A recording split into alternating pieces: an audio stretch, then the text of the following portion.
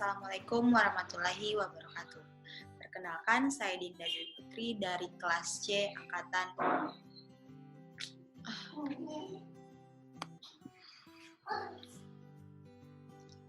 Bismillahirrahmanirrahim. Assalamualaikum warahmatullahi wabarakatuh.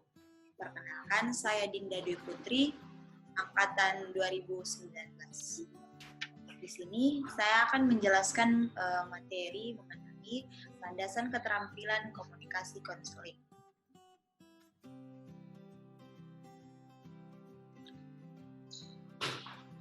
Konseling merupakan kegiatan profesional yang melibatkan hubungan antara seorang konselor dengan individu atau kelompok individu. Layaknya suatu hubungan interpersonal, konseling tidak dapat dilepas dari berlangsungnya proses interaksi dan komunikasi dari pihak-pihak yang terlibat di dalam proses tersebut. Penguasaan keterampilan komunikasi merupakan persyaratan dasar bagi konselor untuk dapat menggunakan berbagai keterampilan konseling secara efektif dan efisien. Adapun konsep umum dari komunikasi tersebut antara lain, yang pertama, penyampaian perubahan energi dari satu tempat ke tempat yang lain seperti dalam sistem saraf atau penyampaian gelombang-gelombang suara.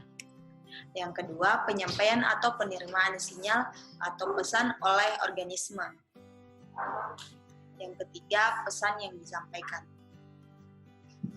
Dan yang keempat, ada proses yang dilakukan satu sistem untuk mempengaruhi sistem yang lain melalui pengaturan sinyal-sinyal yang disampaikan.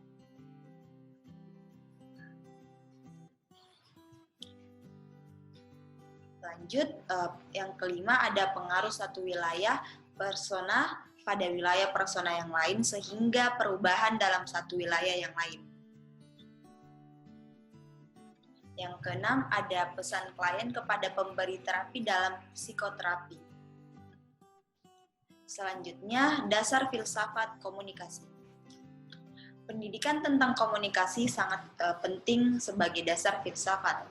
Beberapa alasan untuk pernyataan tersebut yaitu yang pertama, filsafat dan komunikasi berbagai prinsip-prinsip dasar.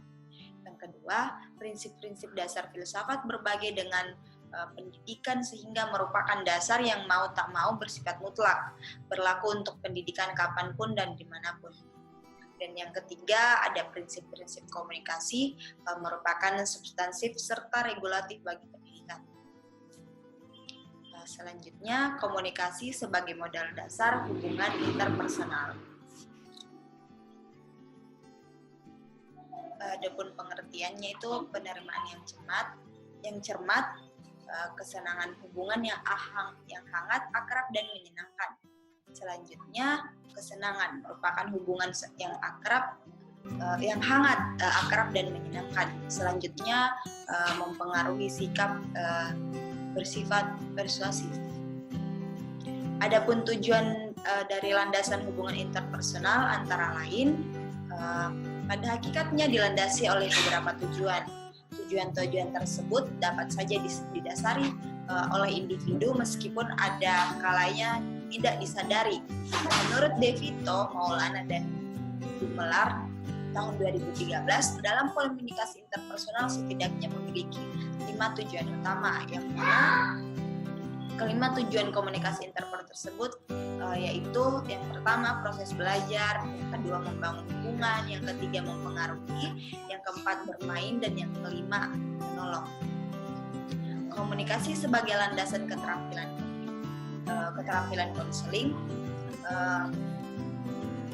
Nekul tahun 2012 menyatakan menguraikan terdapat 4 pengelompokan utama keterampilan yang digunakan konselor dalam proses konseling, yaitu yang pertama, keterampilan dasar terdiri dari mendengarkan, empati dan pemahaman mendalam serta diam. Yang kedua, keterampilan yang biasa digunakan terdiri dari pertanyaan, pengungkapan diri, modelan, afirmasi dan dorongan, serta menawarkan alternatif, memberikan informasi dan memberikan saran. Yang ketiga, keterampilan lanjutan yang biasa digunakan terdiri dari konfrontasi, penafsiran dan kolaborasi. Dan yang keempat ada keterampilan komunikasi lanjutan dan spesialis terdiri dari penggunaan metafora, hipnosis, keterampilan strategis, metode restrukturisasi kognitif, narasi dan cerita, terapi sentuhan, paradoksial intention, bermain peran, berbagai teknik visualisasi dan sebagainya. Nah, selanjutnya saya akan memaparkan kesimpulan. Penyelenggaraan konseling yang efektif memanfaatkan sejumlah keterampilan yang tepat dengan spesifikasi kebutuhan dan permasalahan konseling. Dalam hal ini, penguasaan keterampilan komunikasi oleh konselor secara langsung berkorelasi dengan efektivitas penggunaan sejumlah keterampilan konseling lainnya. Selanjutnya, berbagai keterampilan komunikasi tersebut disusun oleh ahli dengan berpijak pada dasar filosofi komunikasi individu untuk diberdayakan dalam proses konseling efektif.